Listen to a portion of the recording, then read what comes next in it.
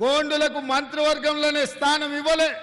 ఒకవేళ నిజంగానే ఆదివాసీల పట్ల, కొమరం భీం పట్ల, రామ్జీ గోండు పట్ల బీజేపీ నాయకులు గౌరవమే ఉంటే ఆనాడు జల్ జమీన్ జంగల్ పేరు మీద ఈ ఆదివాసీ బిడ్డల కోసం వీరోచితంగా పోరాటం చేసి నిజాంలకు వ్యతిరేకంగా తుపాకీ ఎక్కుపెట్టి పోరాటం చేసిన కొమరం భీం స్ఫూర్తిగా తెల్లదొరలు బ్రిటిషర్స్ను తరిమిన రామ్జీ గోండు 1000 ఉర్ల మర్రి సాక్షిగా ఆదివాసీ బిడ్డలు ఈ అడవుల నుంచి పెత్తందారి వాళ్ళపై పోరాటాలు చేశారు.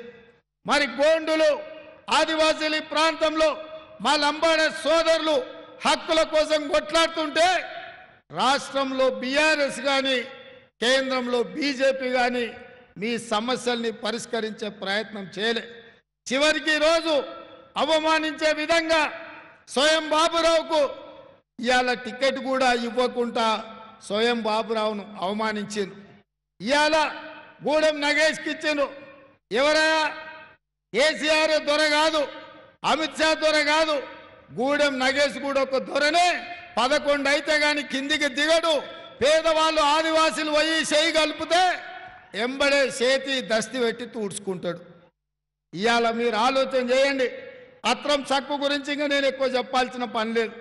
ఈ ప్రాంతం నుంచే కాంగ్రెస్ పార్టీ కార్యకర్తలు కష్టపడి గెలిపిస్తే ఎక్కడికి పోయిండో, ఏమి జరిగిందో మొన్నటి శాసనసభ ఎన్నికల్లోనే మీరందరూ చూసిండ్రు.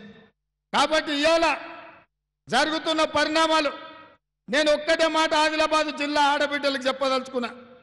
ఇది 18వ పార్లమెంట్ ఎన్నికలు.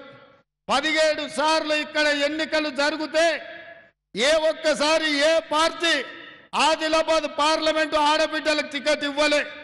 మొదటిసారి శ్రీమతి సోనియా గాంధీ గారు మా సీతక్క రిక్వెస్ట్ మేరకు ఇవాళ అత్రం సుగుణ అనే ఆడబిడ్డకు మొట్టమొదటిసారి కాంగ్రెస్ పార్టీ పార్లమెంటులో ఒక ఆడబిడ్డకు అవకాశం ఇచ్చింది. మరి ఇక్కడ వేలాది మంది మా ఆడబిడ్డలు వచ్చిండ్రు అత్రం సుగుణను ఆశీర్వదించడానికి. మీరు ఆలోచన చేయండి. మీ తరఫున సీతక్క ఉంది, మీ తరఫున అత్రం సుగుణ నిలబడ్డది. మీ కష్టాలు తెలుసు. ఒక టీచర్గా పిల్లల మనస్తత్వం ఎట్లా తెలుసో, పిల్లలు బడికి వస్తే చదువుకుంటారా చదువుకోరా ఎట్లా గుర్తుపడతారో అట్లనే ఆదిలాబాదు ప్రాంతంలో సమస్యల పట్ల అవగాహన ఉంది. ఈ సమస్యల్ని పరిష్కరించాలని కొట్లాడింది. ఇవాళ అత్రం సుగుణకు ఆమె దగ్గర నగదు ఉందని ఇవ్వలే, ఆమెకు రాజకీయ వారసత్వం ఉందని ఇవ్వలే. కేవలం చదువుకున్న ఆడబిడ్డ, ఆదిలాబాదు సమస్యల పట్ల అవగాహన ఉన్నది, మీ సమస్యల పట్ల కొట్లాడే తెగింపు పోరాటం ఉన్నది, మీ సమస్యల్ని పరిష్కరించే సత్తా ఉన్నది. ఇవాళ మీ తరపున కొట్లాడడానికే అత్రం సుగుణను ఈరోజు కాంగ్రెస్ పార్టీ అభ్యర్థిగా ఇక్కడ నియమించడం జరిగింది. ఇవాళ మీడియా మిత్రులు కూడా ఆలోచన చేయాలి. కాంగ్రెస్ పార్టీ ఒక సామాన్య ప్రభుత్వ ఉద్యోగం చేసుకునే టీచర్కు ఈరోజు కాంగ్రెస్ పార్టీ టికెట్ ఇచ్చింది. ఆనాడు ఖానాపూర్ నుంచి వెడమ బొజ్జుకు టికెట్ ఇచ్చినాం. ఒక ఇందిరమ్మ ఇంట్లో ఉండే యువకుడికి ఈ ప్రాంత ప్రజలకు సేవలు అందిస్తాడని టికెట్ ఇచ్చినాం. మీరు పెద్ద మనసుతోని వెడమ బొజ్జును ఎమ్మెల్యేగా గెలిపించారు. అందుకే ఇవాళ 24 గంటలు మీకు అందుబాటులో ఉండి ఈ ఆదిలాబాద్ ఆదివాసీల పట్ల, గిరిజనేతరుల పట్ల, వాళ్ళ సమస్యల పరిష్కారం పట్ల కొట్లాడుతున్నాడు. అట్లనే ఇవాళ అత్రం సుగుణను కూడా గెలిపించండి.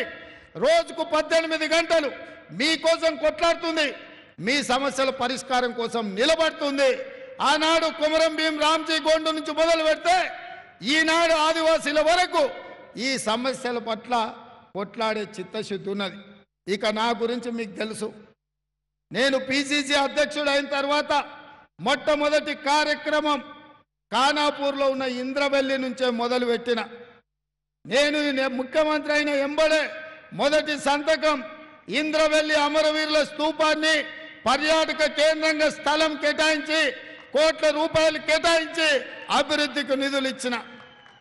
ఆనాడు 1981లో పోలీసు కాల్పుల్లో మరణించిన ఇంద్రవెల్లి అమరులకు వాళ్ళందరికీ ఇండ్ల పట్టాలు ఇచ్చినాం.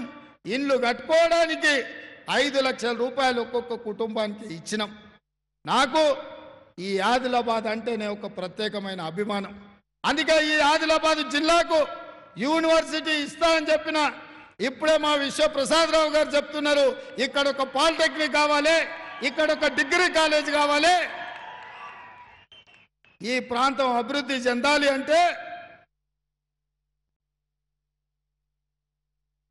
విద్యా అవకాశాలు ఉండాలి అని